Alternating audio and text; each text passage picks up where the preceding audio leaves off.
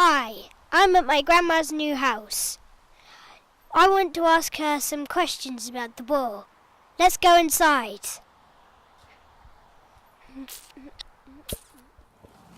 Hi, this is my grandma. She's 92. I've got a couple of questions to ask her. How old were you when the war started? I was 13 and a half. What did you do during the war? Well, I worked in a shoe shop first, and then at 17 you had to go into a factory that was making guns, for Sten guns they were called, and you had to work some days, and sometimes you had to work on the night shift, which I didn't like. How scared were you on a scale from 1 to 10? Oh, very scared. And when we were home and the sirens went, we used to dash under the table because we couldn't go to an air raid shelter. It was too far away. What was the scariest thing about the war? Well, just wondering if the German planes were coming over, and one dropped a bomb in Kidlington on the Oxford Road.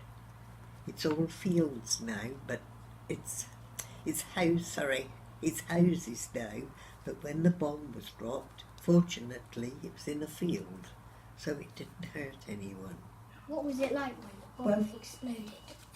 First of all, we had to keep hidden, sort of thing. We could hear the German planes go over, so really we didn't know until we walked down the road the next day and found the hole where the plane dropped the bomb.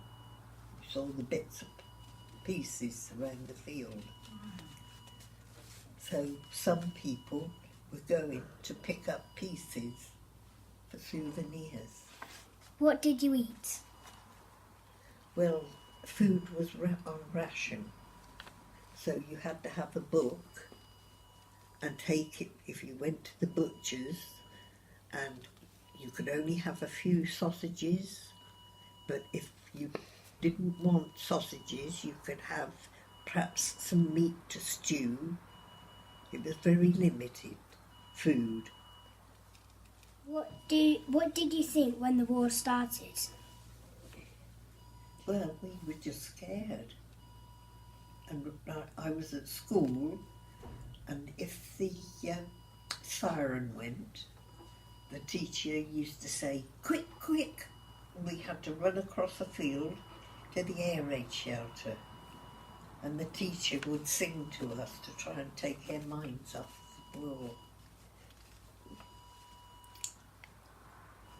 Her name was Mrs. Charlotte, and one day her husband was in the Air Force, and one day he came on leave, and Mrs. Charlotte shouted, "Oh, Jimmy, Jimmy, Jimmy!" We all clapped for her. Did you know any evacuees? Yes, we had 2 evacuees, 2 girls. One was Mari, and one was Leslie. And they came from East Ham Grammar School. And we had a zoo in Kidlington, and there was like a cafe and a games room, and lots of the evacuees stayed there because not everyone would take them in their house. Because probably they hadn't got room. Did you know who the evacuees were before they came? Well, we had a choice, a boy or a girl, but because the bed that I slept in was big enough for another person, so it had to be a girl. So we had a girl at first, and then a little while after, they asked my mother, could we take another one? So we had Mari first, and then we had Leslie. She was a very quiet girl, and Mari used to be a bit naughty to her, teased her too much, because her mother and father didn't come to see her. But Mari's father, you know, I told you about where the bomb went in Kidlington. Well, opposite there was a hotel, and so Mari's parents, they used to come and visit Mari, and they used to stay in this hotel. What did you do when you found out the war was over? We had parties in the street.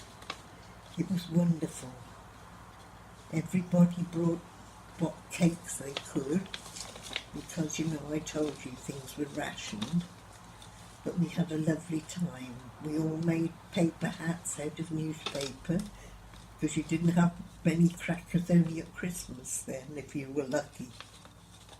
And we didn't have much money then. So a penny probably we had to spend on sweets. And that was all. And we had a lot of sweets for a penny then. And at Christmas, we only had one present, and then an apple and some nuts. Had a stocking, and that's all we had, because people couldn't afford it. Didn't have much money then. You wouldn't have liked to have lived there, would you? No. What did Great-Grandpa do in the war? Oh, he was in the army, and he was taken prisoner in a castle in Greece when he was captured, and he was shut up in a prison. Well, a castle it was, but they called it a prison. And when the war was over and Grandpa came home, I only met him through going to a friend's house, and I met him there because he was older than me, only about 4 or 5 years, and we courted about a year before we got married.